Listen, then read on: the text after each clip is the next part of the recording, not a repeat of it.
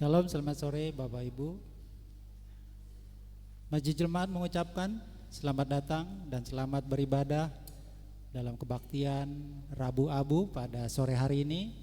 Kami juga menyambut dengan sukacita kepada Bapak Ibu, saudara-saudari jika ada yang pertama kali mengikuti ibadah di GKI Pamanukan.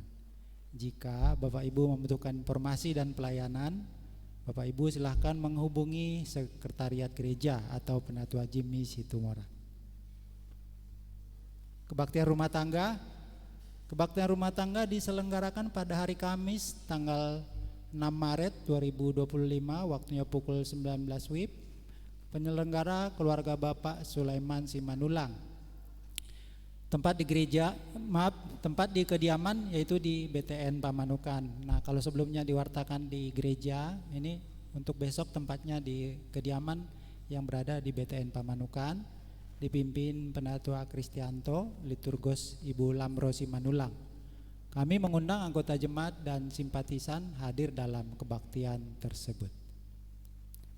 Ya, sekian warta jemaat hari ini.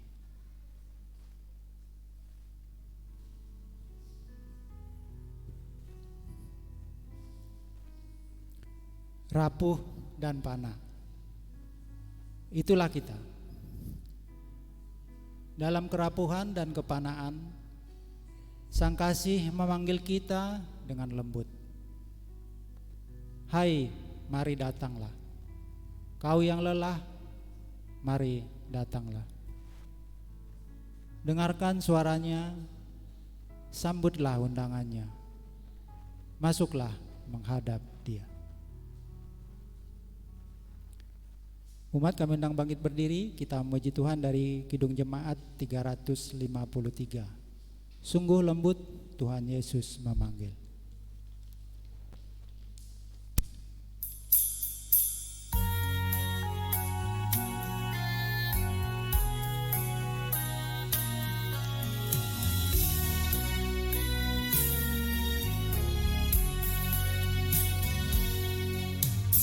Sungguh lembut Tuhan Yesus memanggil aku dan kau. Lihatlah Dia prihatin menunggu aku dan kau.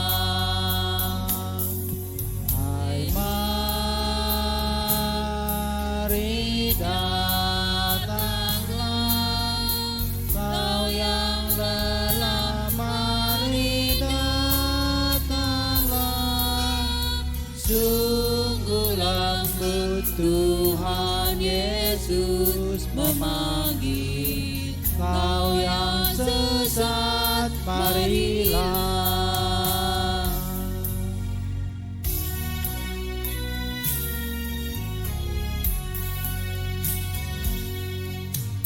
Janganlah ragu, Tuhanmu mengajak aku dan jangan enggan menerima kasih-Nya terhadap aku dan kau. Hai, mari datanglah, kau yang lelah, mari datanglah.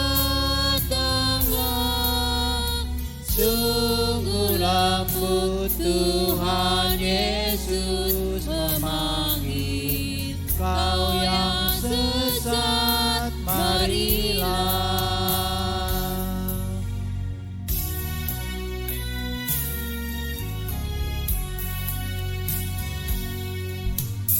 Waktu serta kesempatan berlalu yang diberi aku dan kau. Nanti gelap kematian membayar, mengancam aku dan kau.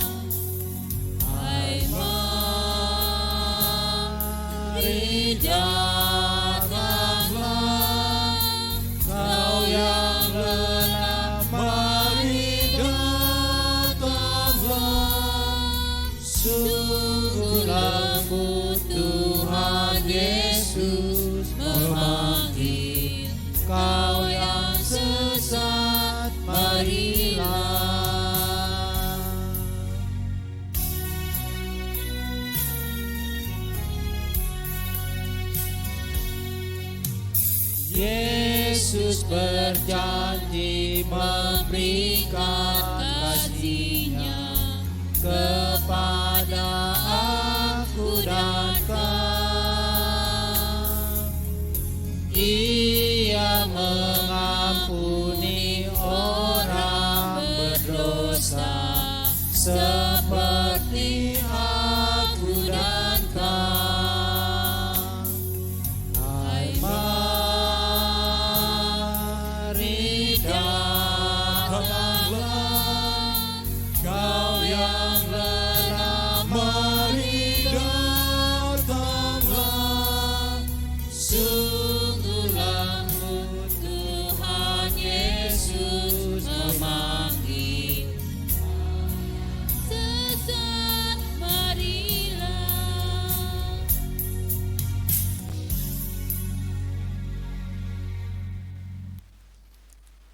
Marilah kita mengimani kebaktian Rabu Abu pada hari ini dengan pertolongan kita adalah di dalam nama Tuhan yang menjadikan langit dan bumi.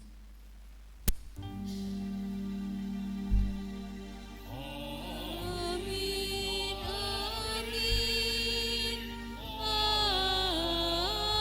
amin.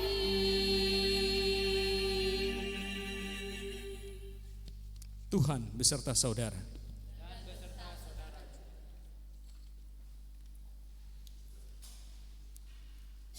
Umat yang terkasih, Rabu Abu pertanda dimulainya masa raya Paskah. Di dalamnya kefanaan dan keberdosaan diri direfleksikan. Kita pun dipanggil untuk bertobat dan hidup dalam kesalehan. Kesalehan bisa palsu, maka perlu terus menyelidiki diri dan berupaya menghidupi kesalehan sejati. Ini tidak bisa dilakukan sendiri. Bimbingan Tuhan perlu mengiringi, maka berilah diri tuntun Sang Ilahi, agar kehendaknya yang terus dihidupi.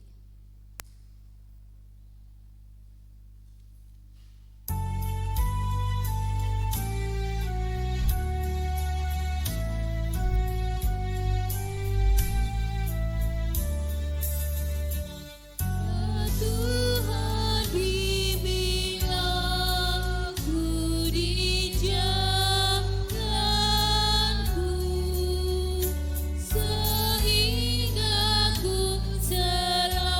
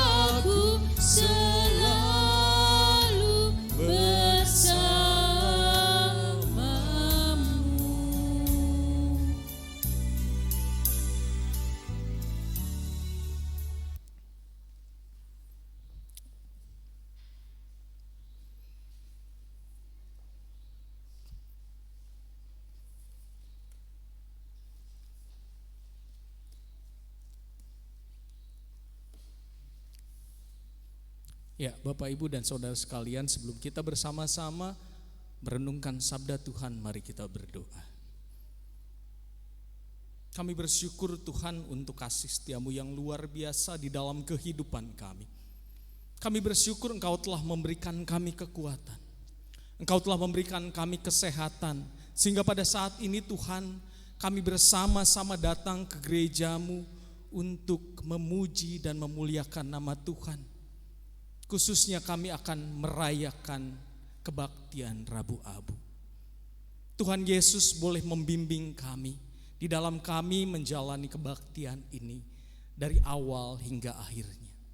Dan bila sebentar ya Tuhan, kami akan bersama-sama mendengarkan dan juga membaca firman Tuhan.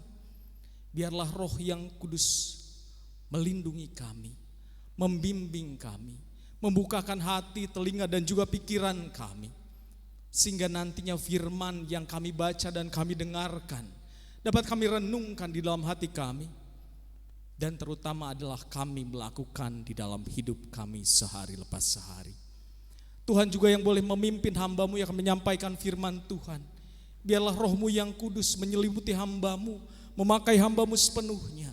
Sehingga apapun yang nantinya terucap dari mulut dan bibir hamba-Mu, itu adalah kehendak Tuhan sepenuhnya. Terima kasih ya Bapa, layakanlah kami untuk bersama-sama merenungkan sabda Tuhan. Berfirmanlah ya Bapa, karena kami anak-anak-Mu siap untuk mendengarkannya. Hanya di dalam nama Tuhan kami Yesus Kristus kami berdoa. Amin.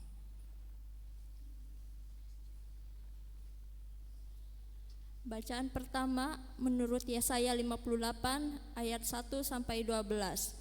Bacaan pertama menurut Yesaya 58 ayat 1 sampai 12. Serukanlah kuat-kuat, janganlah tahan-tahan. Nyaringkanlah suaramu bagaikan sangkakala.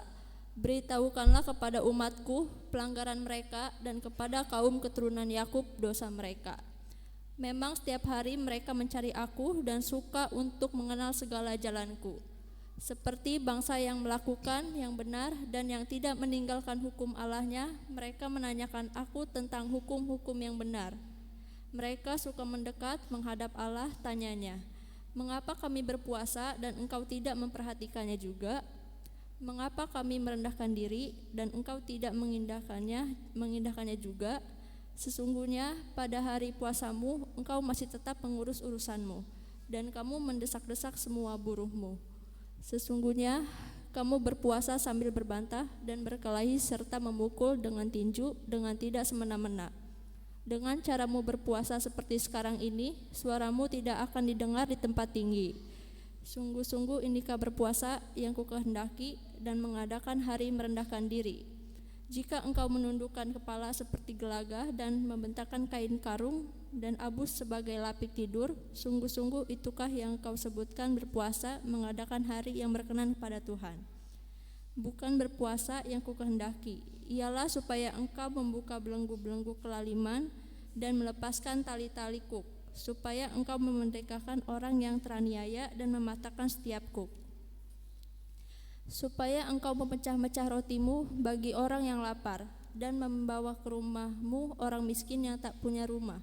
Dan apabila engkau melihat orang telanjang, supaya engkau memberi dia pakaian dan tidak menyembunyikan diri terhadap saudaramu sendiri. Pada waktu itulah terangmu akan mereka seperti fajar dan lukamu akan pulih dengan segera. Kebenaran menjadi barisan depanmu dan kemuliaan Tuhan barisan belakangmu. Pada waktu itulah engkau akan memanggil dan Tuhan akan menjawab. Engkau akan berteriak minta tolong dan Ia akan berkata, ini aku. Apabila engkau tidak lagi mengenakanku kepada sesamamu dan tidak lagi menunjuk-nunjuk orang dengan jari dan memfitnah. Apabila engkau menyerahkan pada orang lapar apa yang kau inginkan sendiri dan memuaskan hati orang yang tertindas, maka terangmu akan terbit dalam gelap dan kegelapanmu akan seperti rembang tengah hari. Tuhan akan menuntut engkau senantiasa dan akan memuaskan hatimu di tanah yang kering dan akan membaharui kekuatanmu. Engkau akan seperti taman yang diairi dengan baik dan seperti mata air yang tidak pernah mengecewakan. Engkau akan membangun reruntuhan yang sudah berabad-abad dan akan memperbaiki dasar yang diletakkan oleh banyak keturunan. Engkau akan disebut yang memperbaiki tembok yang tembus, yang menimbulkan jalan supaya tempat itu dapat dihuni. Demikianlah sabda Tuhan.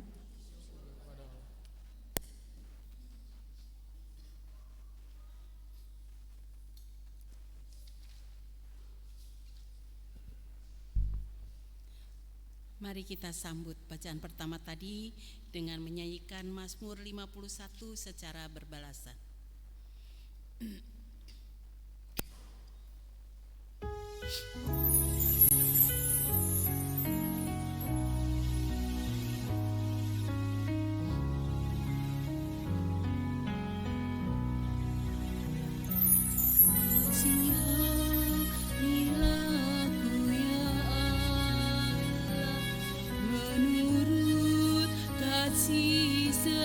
Setiamu hapuskan pelanggaranku menurut rahmat-Mu yang besar. Kasihanilah ku ya Allah menurut kasih setiamu, hapuskan pelanggaranku menurut rahmat-Mu yang besar. Bersihkan aku dari kesalahanku dan tahirkanlah aku dari dosa. Sebab ku sadar akan pelanggaran, ku selalu bergumul dengan dosa-dosa.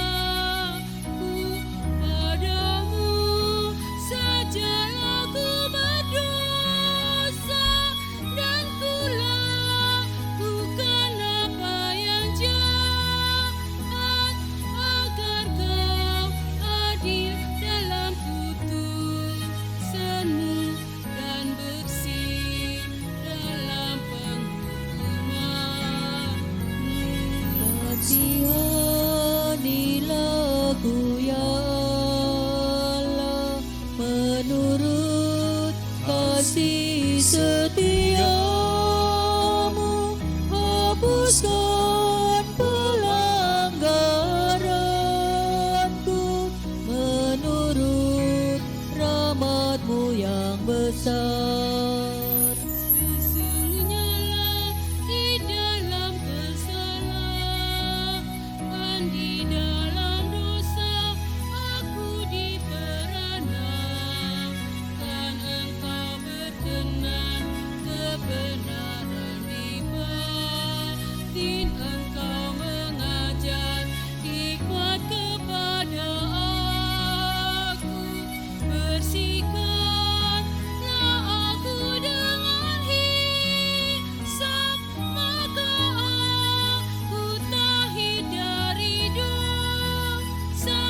Basuhlah aku, maka aku pulih lebih putih daripada salju. Kasihanilah ku ya Allah menurut kasih setiamu, hapuskan pelanggaranku menurut rahmat-Mu yang besar.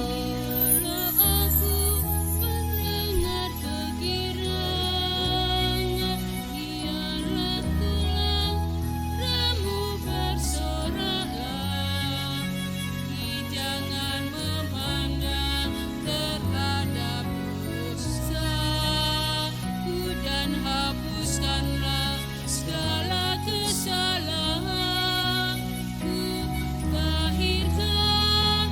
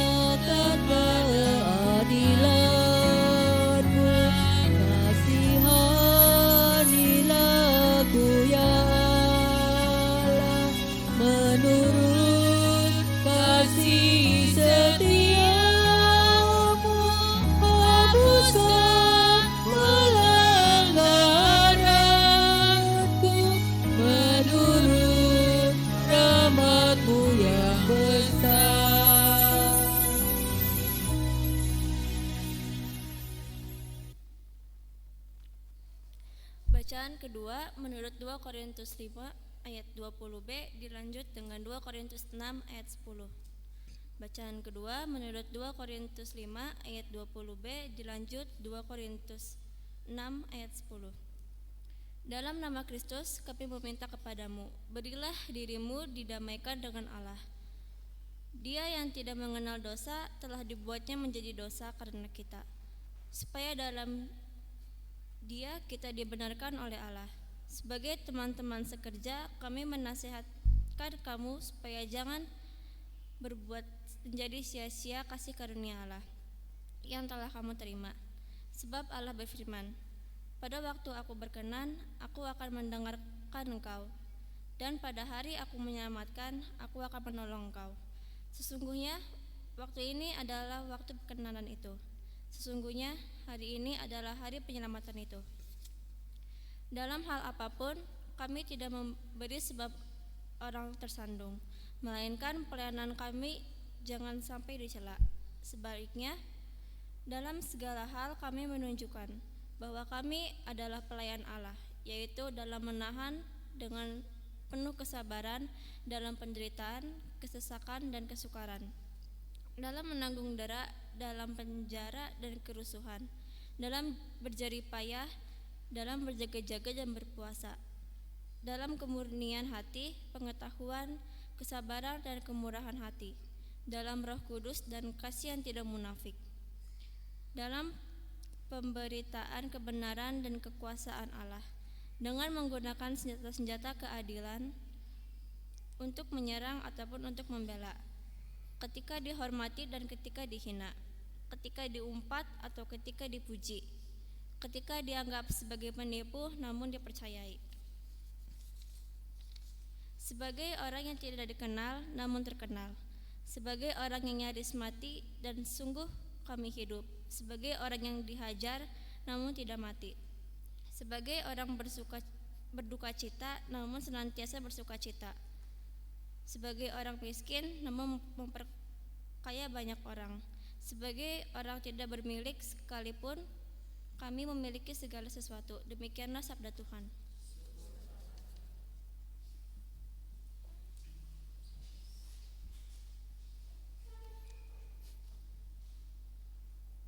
Injil Tuhan kita Yesus Kristus menurut kitab Matius pasalnya yang ke-6 ayatnya yang pertama hingga yang ke-6, dilanjutkan ayat yang ke-16 hingga yang ke-21. Injil Matius pasalnya yang ke-6 ayatnya yang pertama hingga yang ke-6, dilanjutkan kembali ayat yang ke-16 hingga yang ke-21. Bapak Ibu Saudara sekalian, saya akan membacakan dari Alkitab terjemahan baru jilid yang kedua. Ingatlah, jangan kamu mengamalkan kesalehanmu di depan umum supaya dilihat orang. Karena jika melakukan demikian, kamu tidak memperoleh upah dari Bapamu yang di surga. Jadi apabila engkau memberi sedekah, janganlah engkau menggembar-gemborkan hal itu seperti yang dilakukan orang munafik di rumah-rumah ibadat dan di lorong-lorong, supaya mereka dipuji orang. Sesungguhnya aku berkata kepadamu, mereka sudah mendapat upahnya. Namun jika engkau memberi sedekah, janganlah diketahui tangan kirimu apa yang diperbuat tangan kananmu. Hendaklah sedekahmu itu diberikan dengan tersembunyi, maka Bapamu yang melihat yang tersembunyi akan membalasnya kepadamu. Apabila kamu berdoa, janganlah berdoa seperti orang munafik. Mereka suka mengucapkan doanya dengan berdiri dalam rumah-rumah ibadat dan pada tikungan-tikungan jalan raya, supaya mereka dilihat orang. Sesungguhnya aku berkata kepadamu, mereka sudah mendapat upahnya. Namun jika engkau berdoa, masuklah ke dalam kamarmu, tutuplah pintu dan berdoalah kepada Bapamu yang ada di tempat tersembunyi. Maka Bapamu yang melihat yang tersembunyi akan membalasnya kepadamu. Kita lanjutkan ke ayat yang ke-16. Apabila kamu berpuasa, janganlah muram mukamu seperti orang munafik. Mereka mengubah air mukanya supaya orang melihat bahwa mereka sedang berpuasa. Sesungguhnya aku berkata kepadamu, mereka sudah mendapat upahnya. Namun apabila engkau berpuasa, minyakilah kepalamu dan cucilah mukamu, supaya jangan dilihat orang bahwa engkau sedang berpuasa, melainkan hanya oleh Bapamu yang ada di tempat tersembunyi. Bapamu yang melihat yang tersembunyi akan membalasnya kepadamu. Janganlah mengumpulkan harta bagi dirimu di bumi, di mana ngengat dan karat merusaknya dan mencuri membongkar serta mencurinya. Namun kumpulkanlah bagimu harta di surga, yang tidak dirusak oleh ngengat dan karat, dan pencuri tidak membongkar serta mencurinya. Sebab di mana hartamu berada, di situ juga hatimu berada. Demikianlah Injil Tuhan kita Yesus Kristus. Berbahagialah mereka yang mendengarkan firman Tuhan dan yang memeliharanya.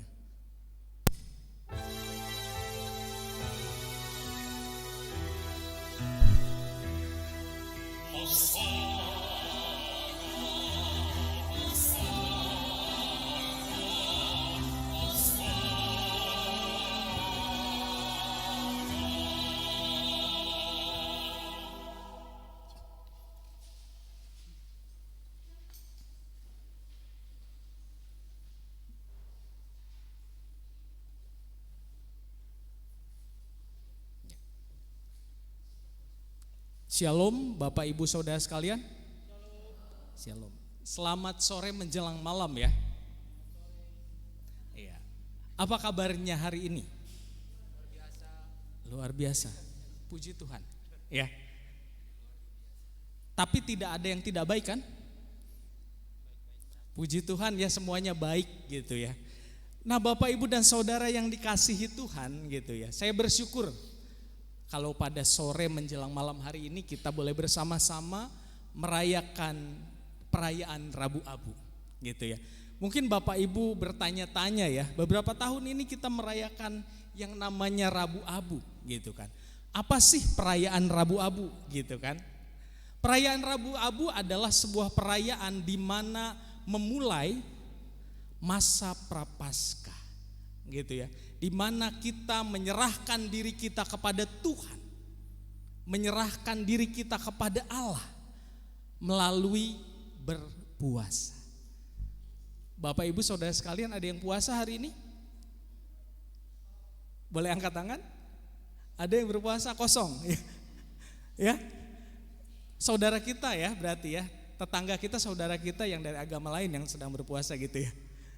Nah teman-teman yang dikasihi Tuhan gitu ya, kita akan membuka sebelum kita masuk ke dalam perenungan kita.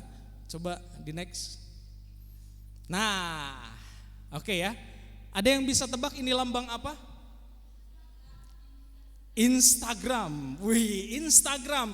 Biasanya kaum muda ya, remaja pemuda, bahkan tidak jarang ibu-ibu juga bapak-bapak gitu ya, membuka Instagram, scroll gitu ya, dari atas ke bawah, dari bawah ke atas. Pertanyaannya,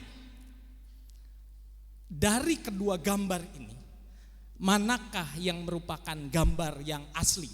Jangan dilihat HP-nya ya, jangan dilihat HP-nya. Mana yang asli? Yang kanan atau yang kiri saya? Yang kanan, ada yang kiri, angkat tangan dong. Yang kanan, angkat tangan yang kanan, ada yang kanan. Oh Ibu Mel Parida dengan PD-nya yang kanan, gitu ya. Berarti yang tidak memilih nggak tahu atau nggak pernah main Instagram gitu ya. Yang kanan kiri, yakin? Yang kanan, oke ya betul. 100 buat Bu Mel Parida ya Bu ya. Nanti hadiahnya diambil di pajak ya kalau sudah pulang. Nah lanjut. Oke, ini dari anak kecil ya, usia mungkin 2-3 tahun sampai kakek nenek tahu nih dengan lambang yang kedua ini. Ya, ini apa Bapak Ibu, aplikasi apa? YouTube. Wah, Chloe di belakang langsung ngomong YouTube katanya gitu ya. YouTube karena sering nonton gitu ya. Nah, Bapak Ibu pertanyaannya sama, manakah lambang yang asli? Kiri? Yang sebelah sini? Oh yang sini ya, kalau saya ngelihatnya sebelah sini ya. Yang kiri berarti. Yang kiri, ada yang kanan?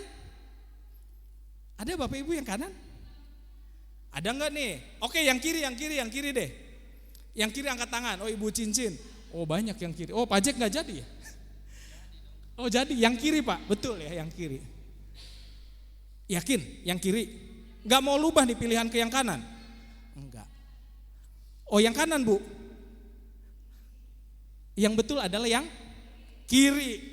Oke, selanjutnya gambar yang terakhir. Nah ya, ini adalah aplikasi yang paling ngetren gitu ya. Mungkin Bapak Ibu Saudara sekalian bahkan anak-anak di waktu luangnya ini adalah aplikasi yang paling sering dibuka. Namun di HP saya nggak ada Bapak Ibu gitu ya. Saya nggak tahu makanya mana yang asli mana yang palsu nih. Ini aplikasi mana? Aplikasi apa? TikTok ya. Aplikasi yang sangat populer di lingkungan kaum balita, ya kan? Sampai emak-emak, betul gitu ya. Ini adalah aplikasi yang paling populer. Dari data yang didapat bahwa TikTok ini merupakan aplikasi paling sering dibuka oleh rakyat plus 62 gitu ya Bapak Ibu. Oke, yang mana? Kanan kiri? Kanan. Yang kanan? Wah, dengan yakin ya, dengan yakin yang kanan gitu ya. Karena ya sudah setiap hari dibuka Pak. Bahkan habis mandi gitu ya. Habis berantem sama anak gitu ya. Pasti bukanya aplikasi ini atau mau tidur gitu, nunggu ngantuk. Bukanya aplikasi yang kanan. Ya Bapak Ibu yang dikasihi Tuhan, kita membedakan gambar asli dan palsu saja cukup sulit ya. Seringkali justru gambar yang palsu ini terlihat real, terlihat asli. Tidak jarang juga di dalam kehidupan kita banyak barang palsu beredar. Ya, contohnya kosmetik, ya kan? Yang paling banyak kosmetik. Lalu spare part kendaraan. Kalau saya bapak-bapak gitu ya, mungkin Pak Jack, Pak Jimmy nggak akan buka kosmetik ya Pak. Kalau misalkan kita buka Shopee ya, hobi-hobi gitu yang cowok banget gitu ya. Termasuk spare part kendaraan. Ini juga tidak lepas dari pemalsuan. Bahkan yang terbaru adalah obat-obatan. Bapak Ibu ada obat-obatan palsu. Gitu kan? Kalau uang ya udah jelas ya. Dari dulu obat-obatan palsu. Ini jelas merugikan. Kehadiran barang-barang palsu di dalam kehidupan kita justru mendatangkan hal-hal yang negatif. Hal-hal yang merugikan. Dan kita tidak suka, betul ya? Kita tidak suka ada barang-barang palsu akhirnya merugikan. Tapi justru ironisnya Bapak Ibu, kita juga seringkali menyukai kepalsuan. Contoh deh, Bapak Ibu buka HP, lalu dokumentasi di depan gereja, di depan mimbar nih apalagi, kan scene-nya keren ya, rabu-abu gitu, terus dengan tanda salib di dahi gitu ya. Wih, gitu kan, HP-nya mulai dibuka, dicari angle-nya gitu ya. Wah, angle mana yang tepat. Dan jangan lupa biasanya membuka filter. Iya kan? Ya apa iya? Ya, betul apa betul? Ya, membuka filter setelah HP-nya dicari sudutnya di mana, yang estetik yang mana ya? Lalu dibukalah mulai filternya. Diaturlah kecantikannya. Pakai AI. Wah, biar yang tadinya kulitnya kurang terang jadi terang benderang. Yang tadinya mukanya mungkin biasa saja, bahkan gak pakai make up tiba-tiba glowing gitu ya. Jadi Bu In kalau misalkan di foto gak perlu di make up lagi ya Bu In ya. Gak perlu, sekarang pakai AI langsung keluar wajahnya glowing, cantik dan ganteng. Ya, muka-muka yang berjerawat langsung jadi halus gitu ya. Langsung jadi gak ada bekasnya. Makanya saya kalau foto gitu ya, paling anti Bapak Ibu ya. Karena kenapa? Muka saya ini banyak bekas jerawatnya. Jadi ketika HP saya dibuka, difoto, waduh, serasa bukan saya. Wih, ganteng amat ya gitu. Gak apa-apa dong, muji diri sendiri ya Bapak Ibu ya. Waduh, tapi merasa bahwa itu kok seperti bukan saya, malah seperti lukisan gitu Bapak Ibu ya. Nah, Bapak Ibu lalu yang berikutnya adalah Kita juga menyukai barang-barang KW. Kenapa menyukai barang KW? Biasanya kenapa nih? Bapak Ibu lebih memilih barang yang KW daripada barang yang asli, kenapa? Karena lebih murah. Barang yang KW lebih murah daripada barang yang asli.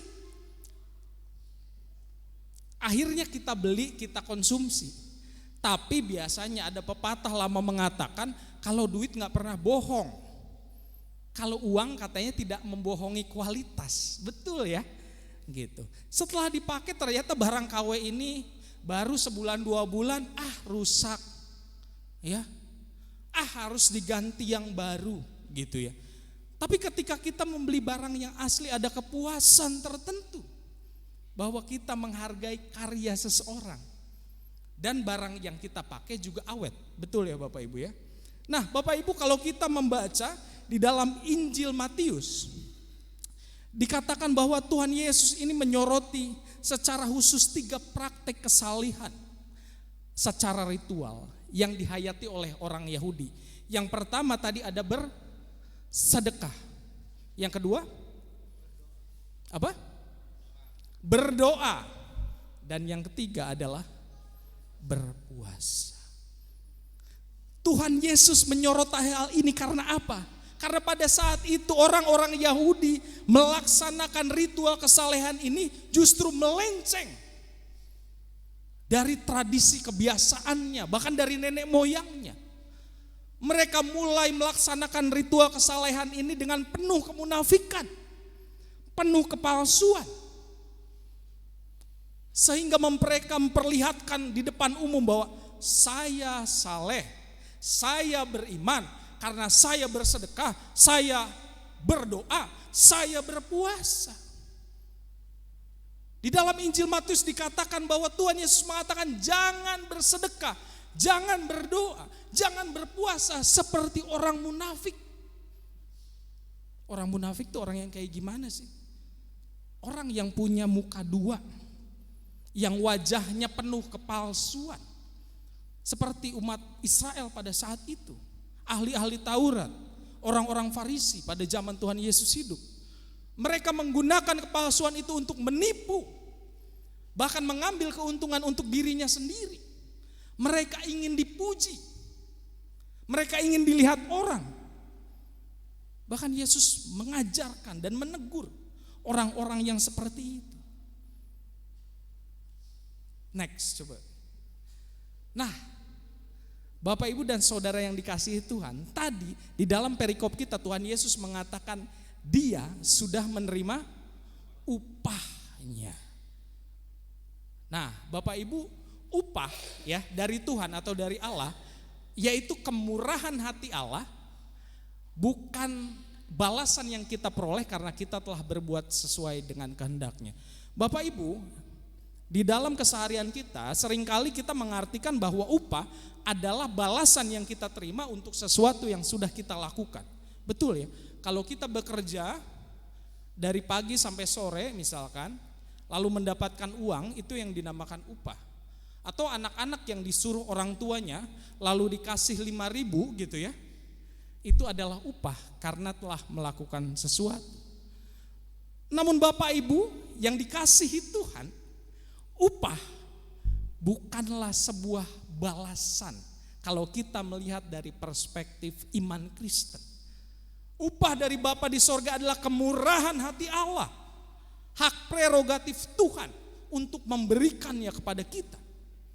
Jadi kita mau melakukan apapun, melakukan sesuatu yang banyak, melakukan sesuatu yang baik gitu ya, percuma kalau Allah tidak murah hati. Kalau Allah tidak mau memberikan kita upah. Karena itu hak penuh dari Allah.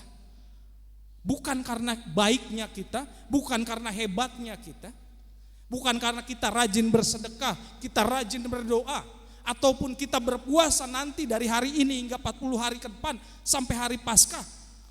No, bukan itu Bapak, Ibu dan Saudara kalian. Upah adalah kemurahan hati Allah sendiri kalau kita memandangnya dari perspektif iman Kristen. Jadi mau seberapapun Bapak Ibu berusaha, kalau Allah tidak bermurah hati, percuma. Seperti halnya keselamatan. Keselamatan adalah sebuah anugerah yang Tuhan berikan. Bukan karena siapa kita, melainkan siapa Dia. Tuhan memberikan kita secara cuma-cuma. Dan apa yang kita lakukan? Kita meresponinya dengan melakukan perbuatan yang baik. Karena kita sudah diberi, maka kita memberi. Awas ya Bapak Ibu, tolong dirubah mindsetnya, perspektifnya tolong dirubah. Ya, cara berpikirnya. Jangan seperti ini. Karena kita memberi, kita mengharapkan diberi. Jangan Bapak Ibu ya. Andaikan kita memberi 10.000, kita berharap dibalas dapat 100.000. Enggak seperti itu Bapak Ibu. Di dalam iman GKI, karena kita sudah diberi, maka kita memberi. Awas ya Bapak Ibu ya. Jangan Bapak Ibu ke gereja terus ngasih persembahan, wah saya ngasih 100.000.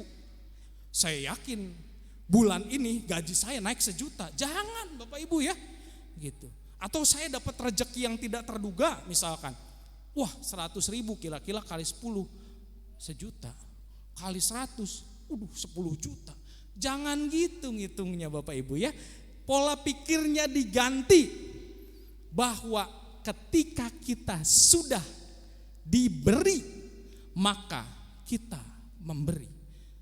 Kita sudah diberikan hidup oleh Tuhan, kita sudah diberikan kesehatan oleh Tuhan, kita sudah diberikan kenikmatan oleh Tuhan, maka kita memberi pada orang lain. Memberi pada sesama kita. Mari Bapak Ibu kita akan membahas dari ritual ketiga kesalehan tersebut ya. Nah yang pertama Bapak Ibu, bersedekah. Bersedekah itu sebenarnya ditujukan pada orang miskin, pada orang sengsara, para janda, orang buta, orang lumpuh dan sebagainya. Ini kalau Bapak Ibu membuka kitab Ayub, tepatnya di pasal 29 ayat yang ke-12 hingga yang ke-16. Bahwa sedekah itu ditujukan kepada orang-orang yang sengsara, orang-orang yang berada di dalam kesulitan, para janda, anak yatim piatu, ataupun orang buta, orang-orang yang sakit pada saat itu. Lalu yang kedua, janganlah kita menggembar-gemborkan sedekah. Yesus mengajarkan kita bahwa bersedekah jangan dilihat oleh orang lain, jangan digembar-gemborkan, jangan ditunjukkan seperti orang-orang munafik. Seringkali gitu ya Bapak Ibu kita ngelihat konten kan, misalkan ya ada konten kreator yang memberikan sejumlah uang di jalan, wih baik sekali ya, wah. Kita doakan semoga rezekinya semakin besar, rezekinya semakin banyak, gitu kan? Tapi dikontenkan, divideokan, dipamerkan, dan Tuhan katakan apa? Dia sudah mendapat upahnya. Ya upahnya langsung dari AdSense Bapak Ibu. Ya video-video YouTube itu menghasilkan uang. Gitu. Ia langsung mendapatkan upahnya. Tapi ketika kita bersedekah, Tuhan katakan apa? Jangan pernah orang lain mengetahui. Bahkan di perumpamaan bahwa ketika kita memberi, ya, tangan kiri jangan sampai mengetahui apa yang diberi tangan kanan. Jadi bukan kita ngasih persembahan pakai tangan kanan terus tangan kiri kita nggak tahu, bukan ya Bapak Ibu ya. Tangan kiri diibaratkan adalah orang-orang terdekat kita. Suami yang mau memberi persembahan, kalau bisa jangan diketahui istrinya. Ya, memberi persembahan ya ke gereja ya Bapak Ibu ya, bukan persembahan di luar, bukan ya Bapak Ibu ya. Memberi persembahan di gereja, jangan sampai orang-orang terdekatnya tahu. Biar apa? Biar cukuplah Allah yang ada di tempat tersembunyi, Dia yang tahu. Dan Dia yang akan membalas kita dari apa yang sudah kita lakukan. Yang kedua, nah Bapak Ibu, ritual yang kedua adalah berdoa. Lagi-lagi ya, Tuhan Yesus mengatakan jangan berdoa seperti orang munafik. Doa merupakan sarana komunikasi kita dengan Tuhan. Jadi harus dilakukan dengan sebuah ketulusan, bukan dengan kepalsuan. Tuhan katakan jangan berdoa seperti orang-orang munafik. Ya, Bapak Ibu, pada saat itu ya, konteks ketika Tuhan Yesus hidup, ini ahli-ahli Taurat dan orang Farisi. Kalau Bapak Ibu tahu, orang Farisi adalah orang yang hidupnya gitu ya, merenungkan sabda Tuhan, merenungkan firman Tuhan, merenungkan kitab-kitab Taurat setiap hari. Jadi kalau Bapak Ibu berpikir bahwa orang-orang Farisi dan Saduki adalah orang-orang yang jahat dan segala macam, no. Mereka adalah orang yang merenungkan firman Tuhan setiap harinya. Tapi ketika masuk ke sinagoge pada saat itu, masuk ke dalam bait Allah, mereka berdoa dengan berteriak-teriak, wah Tuhan di depan.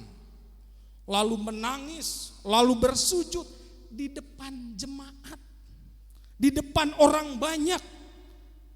Bukan karena penyerahannya yang luar biasa pada Tuhan, tapi justru karena ingin dilihat orang.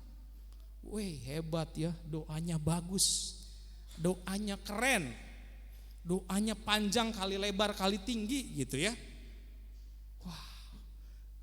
Orang itu ketika berdoanya panjang kayaknya kelihatannya bagus, imannya luar biasa gitu kan. Bahwa kekristenannya Kristen sejati gitu kan.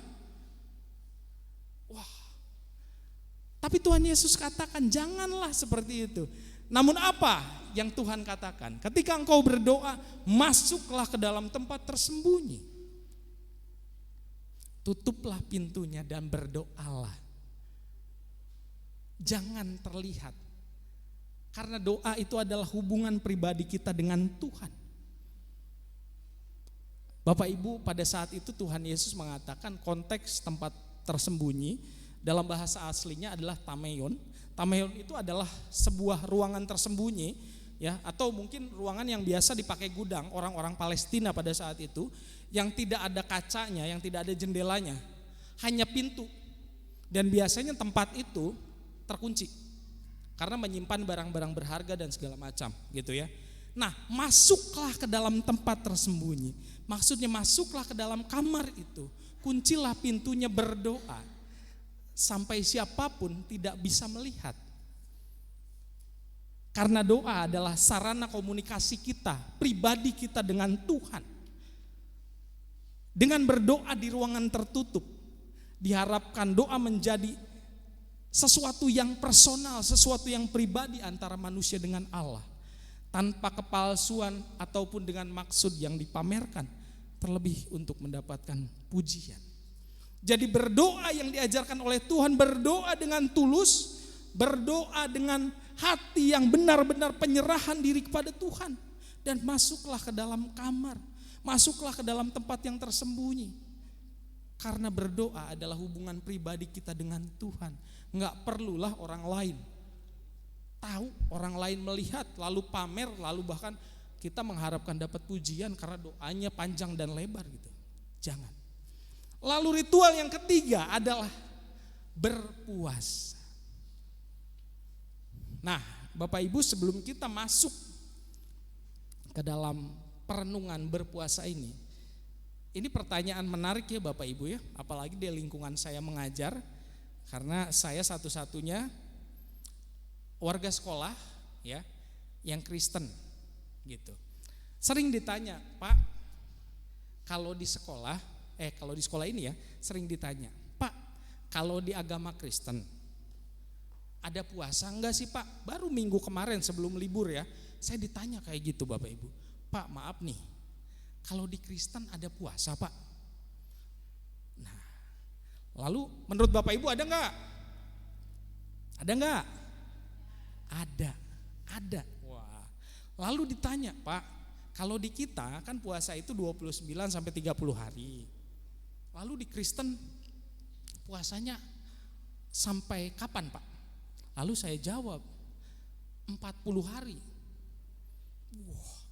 Bahkan kalau hari Minggu tidak dihitung jadi 50 Bapak Ibu. Ya.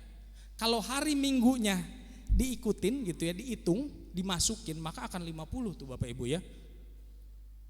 40 hari, hebat ya orang Kristen 40 hari gitu kan.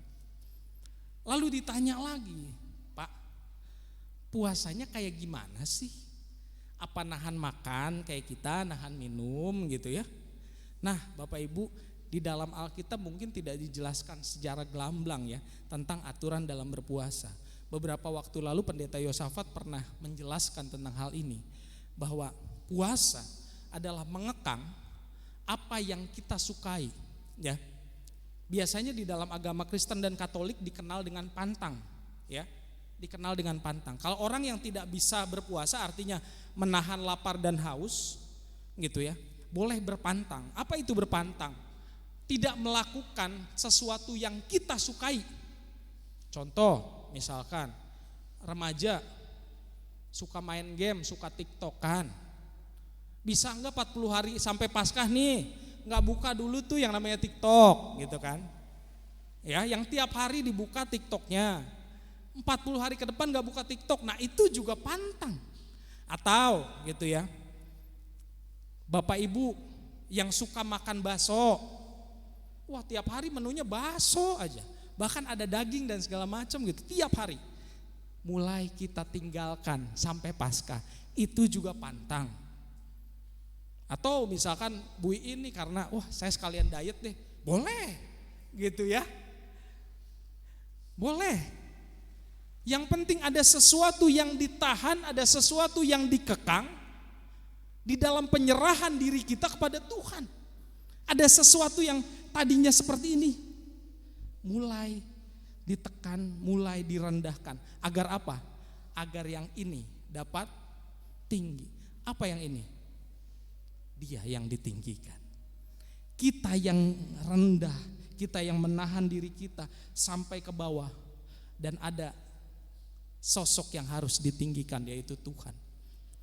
Berpuasa atau berpantang bukan hal yang kita lakukan secara ritual, namun kita harus bermanfaat bagi sesama. Tujuan berpuasa adalah merendahkan diri kita di hadapan Allah.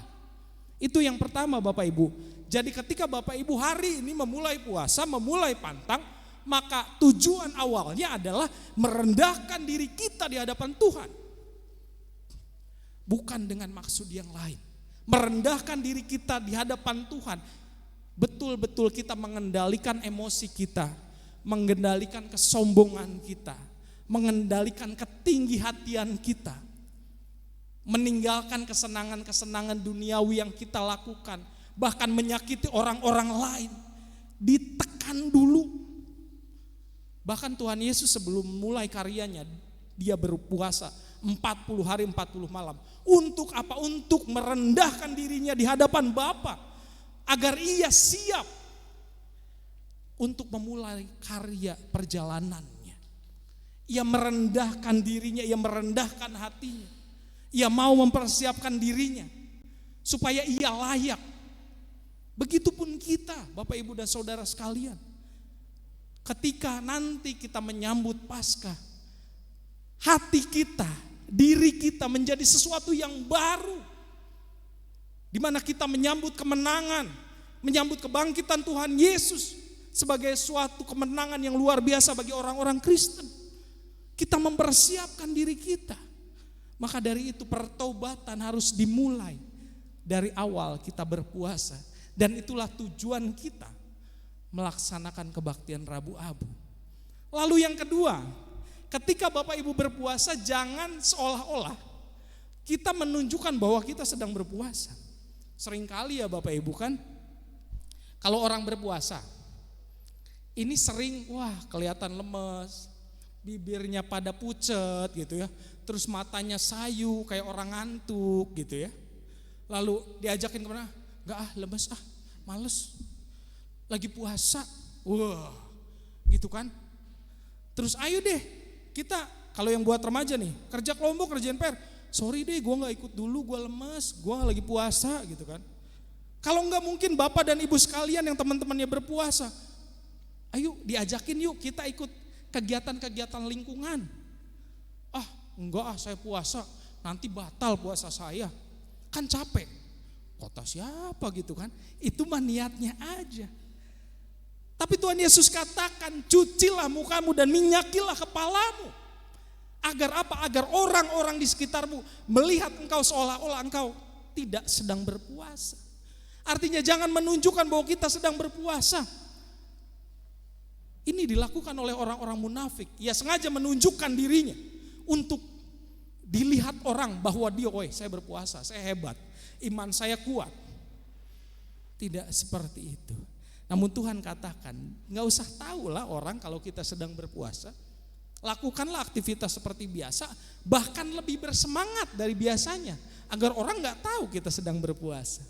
Lalu yang ketiga, puasa bukan sekadar ritual, namun aksi nyata. Beberapa waktu lalu Pendeta Yosafat juga pernah katakan bahwa kalau kita berpuasa lalu kita ngirit uang gitu kan, bukan berarti itu suruh ditabung, bener ya? Ada yang masih ingat khotbah pengajaran Pendeta Yosafat pada saat itu? Ketika kita berpuasa, bukan berarti uang lebih lalu ditabung. Karena secara teori ya, kita makan misalkan, Bu Acin makan tiap hari misalkan, habis berapa Bu Acin? Sehari-hari Bu Acin, rata-ratanya aja, rata-ratanya. Wah 1/4 liter, masa 1/4 liter? Nominalnya Bu Acin, coba nominalnya berapa kira-kira? Ibu Erna ya, kita ambil berapa ya? 100.000 lah. Oke, warga rumah semuanya puasa nih. Ibu Acin puasa, suami misalnya puasa, anak-anak puasa gitu kan. Ya, maka secara teori gitu ya, ini akan menjadi lebih irit, betul ya, lebih berkurang. Nah dari 100.000 yang kita gunakan biasanya, misalkan kita hanya pakai 50.000, maka 50.000-nya kita sisihkan buat siapa? Bukan buat kita lagi, bukan buat ditabung, tetapi untuk disedekahkan, dialihkan kepada orang-orang yang membutuhkan. Pak, tidak mudah loh seperti itu, betul Bapak Ibu, betul. Tapi di dalam khotbah pengajaran Pak Yos pada saat itu, beliau mengatakan, kalau yang gak kepakainya itu jangan buat kita lagi, jangan buat ditabung lagi, tapi justru disebarkan, disedekahkan untuk orang-orang yang membutuhkan. Wah Pak, saya sendiri aja kurang kok, ngapain? Belum bisa sedekah. Sedekah gak harus nunggu kaya. Sedekah itu soal kerelaan hati.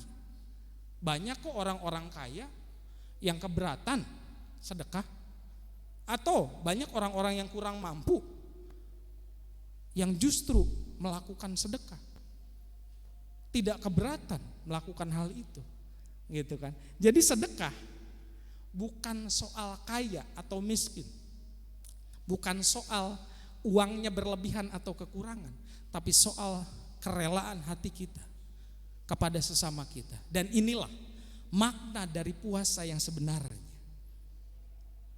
Makna berpuasa untuk nanti 40 hari ke depan sampai Paskah, kita merendahkan diri kita untuk bermanfaat bagi sesama kita. Bukan hanya ritual, bukan hanya hal-hal yang mungkin diajarkan sebagai suatu kebiasaan, bukan. Tapi kita merendahkan diri kita di dalam berpuasa. Untuk apa? Untuk berguna bagi sesama kita. Bapak Ibu berpuasa 40 hari, ya. Maksudnya seperti ini. Di dalam 1 minggu ada 7 hari ya Bapak Ibu ya. Kita berpuasa di dalam seminggu ini hanya 6 hari. Kenapa? Karena hari ke-7 adalah hari Sabat, ya. Hari yang dikuduskan. Ada yang mengatakan bahwa saya mah enggak puasanya di hari Sabtu, bebas. Mungkin mereka menganggap hari Sabtu adalah sebagai hari ke-7. seperti tradisi-tradisi Yahudi gitu ya. Mereka menganggap bahwa Sabtu Sabat. Tapi kita orang-orang Kristen yang mungkin menganggap bahwa hari Sabat adalah di hari Minggu, maka di hari Minggu kita tidak wajib untuk berpuasa. Ya. Jadi kalau Minggu Bapak Ibu ke gereja nggak puasa juga nggak apa-apa, karena itu Sabat, gitu ya. Jadi berpuasa dari Senin sampai Sabtu, ya. Buat anak-anak yang belum terbiasa, mungkin melatih dengan pantang, ya. Buat Bapak Ibu atau ibu-ibu yang sudah badannya terlalu seksi, boleh sambil diet, gitu ya, boleh, gitu ya. Atau untuk remaja yang suka scrolling TikTok, scrolling Instagram, mulai diberhentiin. 40 hari mah gak akan gimana-gimana ya, bisa dong. Atau yang suka ngegame, tinggalin dulu gamenya. Gak akan tuh akunnya hilang gitu ya. Tiba-tiba kita buka lagi gamenya, akunnya kehapus, gak mungkin ya. Atau yang biasa skincarean mahal, mulai oke deh ganti sama yang sederhana dulu. Siapa tahu kelebihan skincare yang mahal itu bisa kita gunakan untuk membantu sesama kita. Bapak, Ibu, dan saudara sekalian, kita sudah diajarkan bahwa peristiwa Rabu Abu adalah pembuka di mana masa Prapaskah, di mana kita harus merendahkan diri kita melalui sebuah pertobatan. Rabu Abu pun menjadi awal dari masa puasa bagi umat Kristen selama 40 hari ke depan. Hendaknya ritual kesalehan yang dibangun merupakan kesalehan yang sejati dengan melakukan penyerahan sepenuhnya pada kehendak Tuhan. Perenungan bagi kita semua.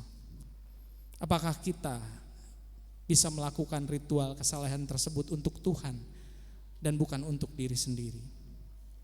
Dan apakah kita bisa merendahkan hati kita dan juga diri kita serta tidak mengharap pujian di dalam melaksanakan ritual kesalehan tersebut?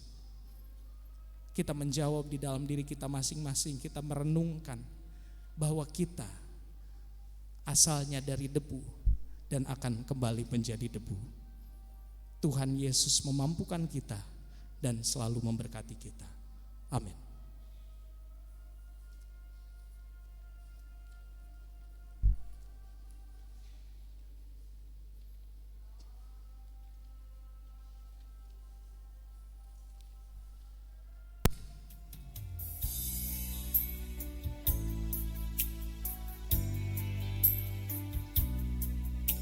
Kita masuki ritus pengolesan abu.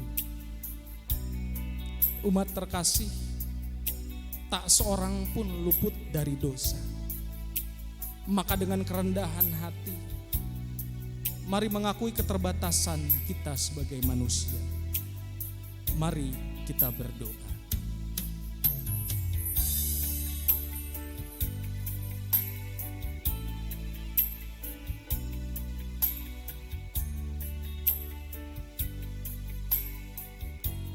Ya Yesus, anak domba Allah, di dalam kefanaan kami mengaku telah melanggar firman-Mu. Pikiran kami kadang dikuasai nafsu diri, perkataan kami kadang melukai, tindakan kami kurang mencerminkan kasih-Mu. Dalam kerendahan hati kami mohon, ampunilah kami, anak domba Allah.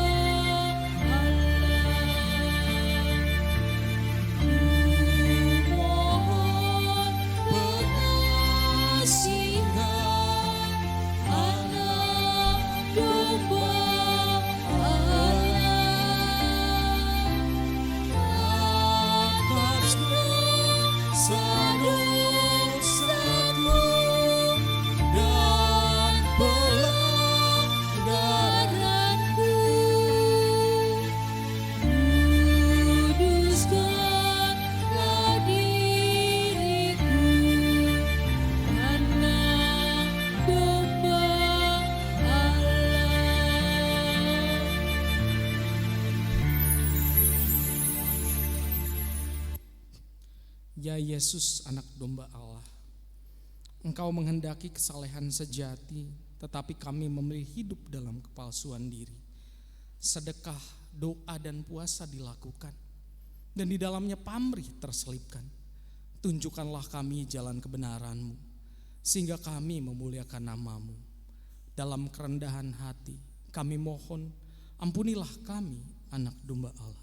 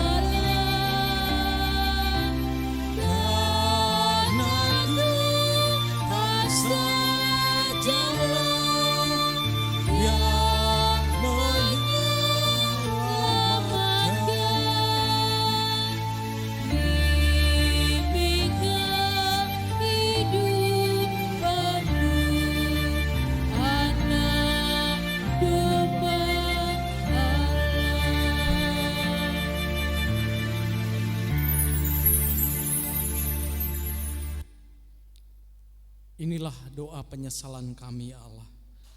Dekaplah kami dalam cinta-Mu, sambutlah kami dalam ampunan-Mu, sehingga hidup kami terarah kepadamu.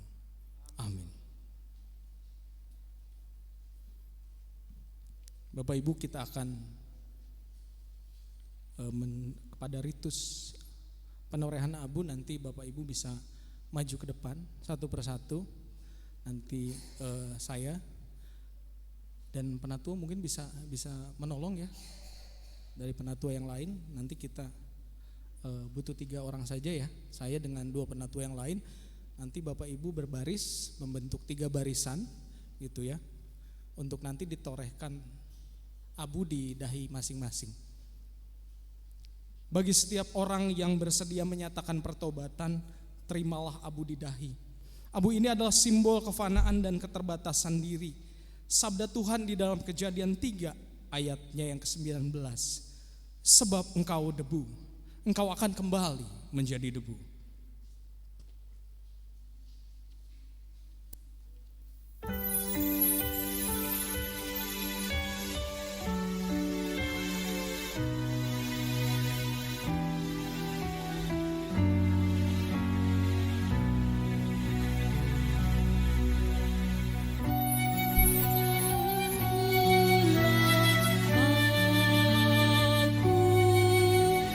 Di alat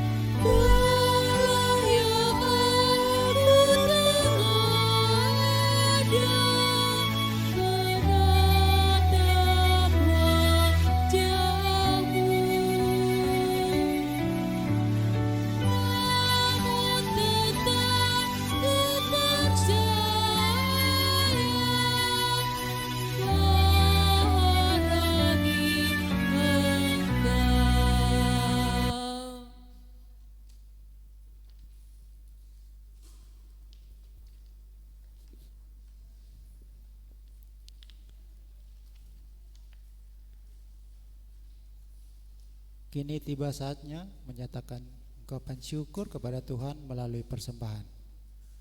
Firman Tuhan dalam Matius 5 ayat 24 berkata, "Tinggalkanlah persembahanmu di depan mezbah itu dan pergilah berdamai dahulu dengan saudaramu, lalu kembali untuk mempersembahkan persembahanmu itu." Sambil kantong persembahan diedarkan, kita memuji Tuhan dari PKJ 148. Terima kasih ya Tuhanku.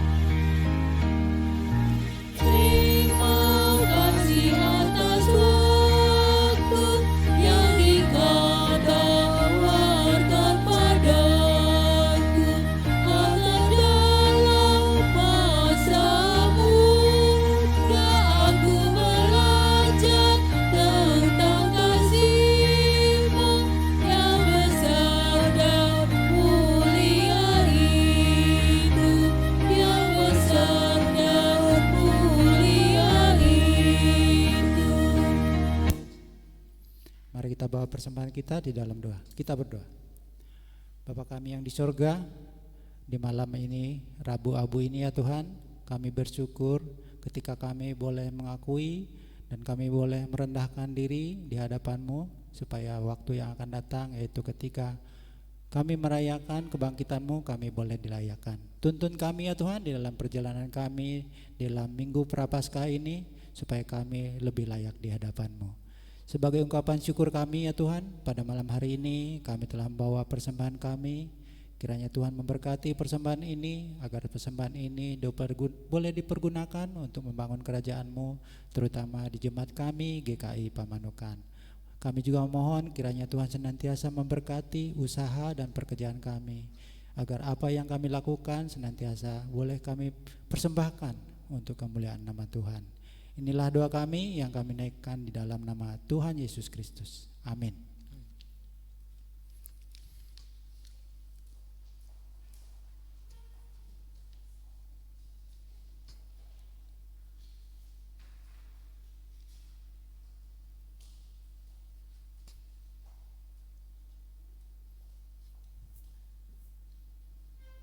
Bagi setiap orang yang dalam kerendahan hati mengakui dosa, sambutlah berita anugerah yang diambil dari Yesaya ayat pasal yang ke-33 ayatnya yang ke-8.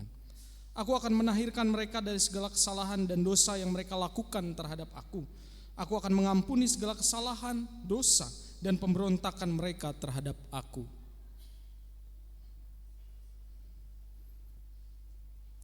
Kiranya abu yang dioleskan di dahi menjadi pengingat bagi diri untuk senantiasa menghidupi kesalehan sejati, seraya dengan terus berkomitmen menuturkan kembali cintanya yang membebaskan dan mengampuni.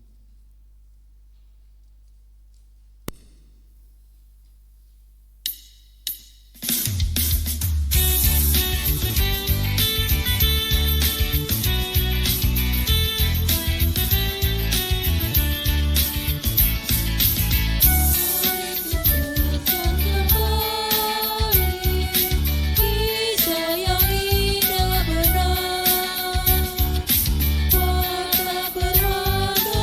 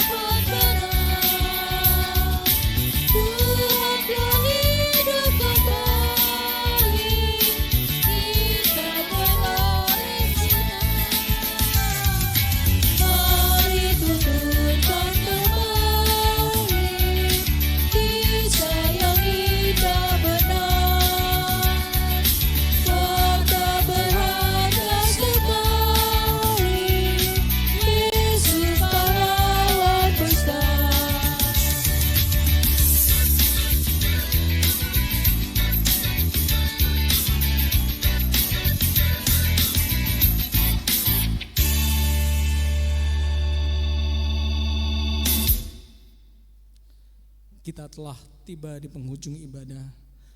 Maka dari itu, arahkanlah hatimu kepada Tuhan.